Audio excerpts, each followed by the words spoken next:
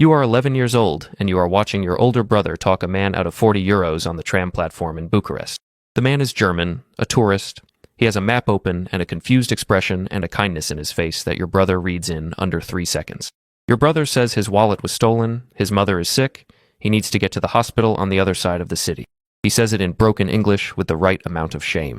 The man gives him the 40 euros and walks toward the tram, and your brother watches him go and turns to you, and he is not sad. He is not ashamed. He is satisfied, the specific satisfaction of a problem solved efficiently. He splits it with you, 20 euros each. You eat maize from a street vendor and walk home, and you do not talk about it. You are 11, and you have just learned something that no school teaches and no parent admits. The world runs on stories. Not facts, not merit, not work. Stories.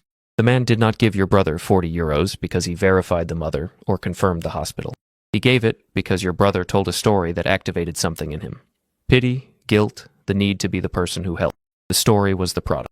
The euros were the receipt. You will spend the next 20 years refining the product. This is your life at every level of the scam. From the kid on the tram platform eating street food to the man behind a call center in Kuala Lumpur moving millions, every script, every alias, every human being who answered the phone and trusted the voice on the other end. What the voice cost them. What it cost you. Level 1, the apprentice. Your brother teaches you the basics the way a tradesman teaches an apprentice, by making you watch, then making you do, then correcting what you did wrong. The platform scam is entry level. You graduate quickly. You work tourist areas, the Old Town, Uniri Square, the airport arrivals hall. You have a story for each location. At the airport, you are a student whose bag was stolen and who needs bus fare. At Uniraya, you have a sick grandmother and a prescription you cannot fill. You have learned to cry on demand. Not full crying, just the glitter at the eye, just enough moisture that the mark sees it, and something in their chest moves before their brain can intervene. Your weekly income, 300 to 600 lei, $65 to $130. More than your mother makes cleaning offices. You give her 200 lei a month and tell her you work at a restaurant. She does not investigate because the money is real and reality is expensive, and asking questions about pleasant facts costs something she cannot afford. You are 14 and you already understand the architecture of a successful lie. It must be specific. A sick grandmother is better than a sick relative. It must be verifiable in theory, but unverifiable in practice. And it must give the mark a role. Not victim, but hero.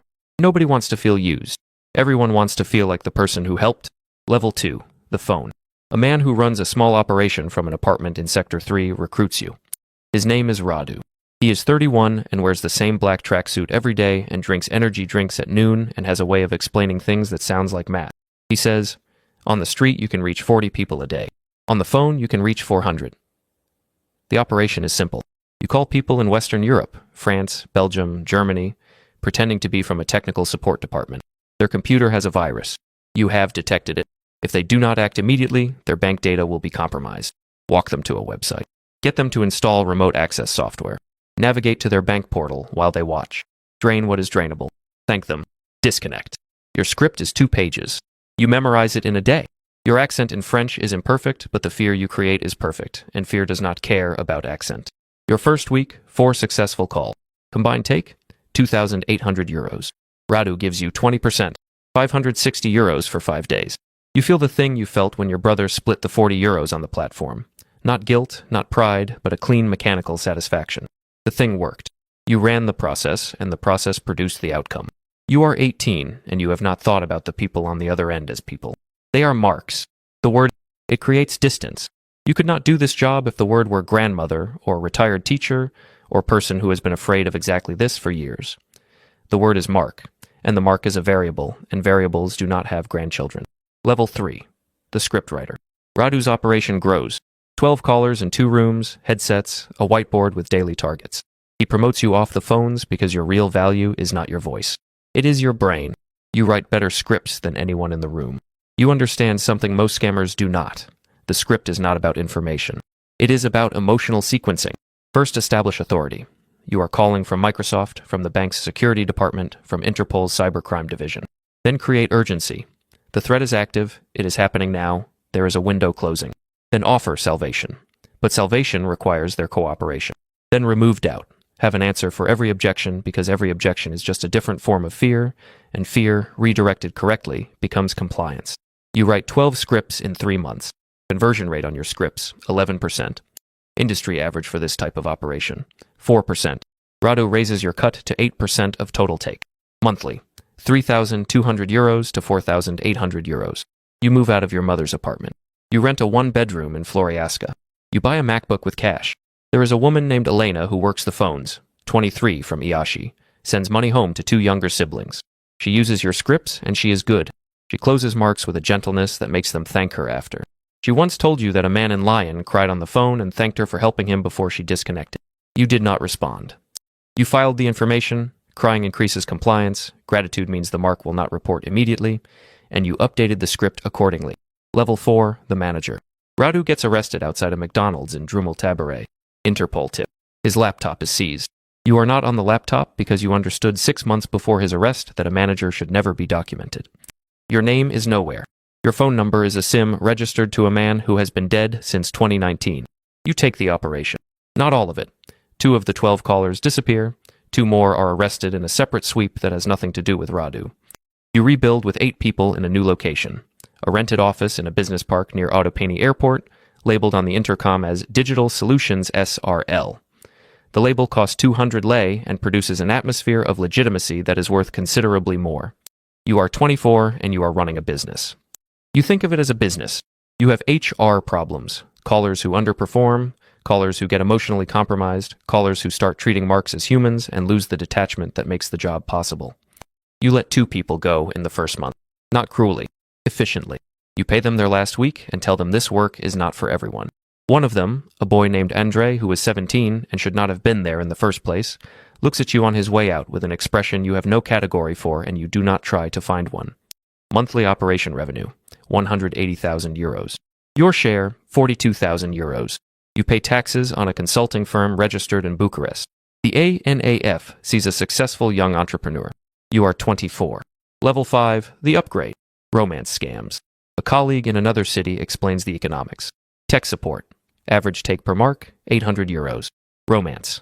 Average take per mark, €14,000. The difference is time. Romance requires months of investment. But months of investment produces a depth of manipulation that tech support cannot approach. The mark in a romance scam does not just lose money. They lose the story they told themselves about who they were and what they deserve. You build a team of 6 for romance operations. You create identities, LinkedIn profiles, Facebook histories, photographs sourced from obscure corners of the internet where real people have posted real lives that no one will recognize. Your main persona is a Danish civil engineer named Lars Andersen, who works on infrastructure projects in West Africa. The African posting explains why he cannot meet in person. The engineering explains a steady income that makes the financial crisis he will eventually describe more plausible. Lars begins relationships with women in their 40s and 50s, widowed, divorced, lonely in the specific way that broadband internet makes lonelier because connection is promised and delivered as simulation. Lars is patient. Lars is attentive. Lars remembers birthdays. Lars asks about the children, the job, the garden, the things that men in these women's actual lives stopped asking about years ago. You spend 2 hours per day on each active relationship, which is more sustained attention than you have given any real person in years. A woman named Christine, 51, from Utrecht, falls completely. 6 months of Lars. She tells Lars she loves him. Then the crisis. Lars's equipment is impounded by a corrupt official. He needs €7,000 to release it, or he loses the contract. Christine wires the money within 18 hours. She tells no one. She is protecting Lars, who is protecting their future, which does not exist. You receive €7,000 minus 15% transaction fees. You feel nothing about Christine. You have never met Christine. You have met Lars, who is a construction of text and photographs, and Lars is not real, and therefore Christine's grief when Lars eventually stops responding is grief about a fiction, not quite the same as real grief. It is the same as real grief. You know this. You have filed it in the same place you filed Andre's expression on his way out the door. Level 6, the infrastructure. You move to Kuala Lumpur. Not because you are fleeing. The Romanian operation is running cleanly, 3 layers of remove between you and any phone. You move because KL is where the infrastructure is. Call centers operating legally until they are not.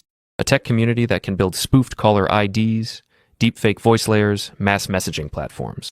A geography that makes European law enforcement slow and treaty requirements complicated. You rent a floor of an office building in Petaling Jaya. 42 employees.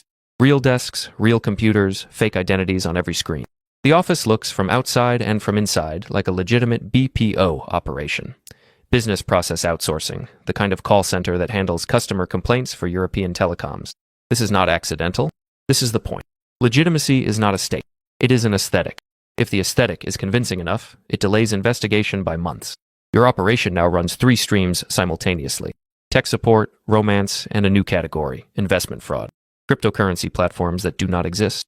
You build them. Full websites, fake trading dashboards, fabricated return histories. The mark deposits money.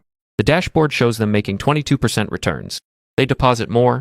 You show them 31%. They tell their friends. The friends deposit. When total deposits reach a threshold, the platform closes, the website redirects to a parking page, the customer service numbers go silent. One of your investment marks is a retired pharmacist in Manchester named Gerald Okafor, 67. He deposits £4,000. The dashboard shows £6,200 after 3 weeks. He deposits £22,000, his savings. The dashboard shows £34,100. He calls his son and tells him he has found something real. The son deposits £8,000. You show them £51,000 combined. They try to withdraw.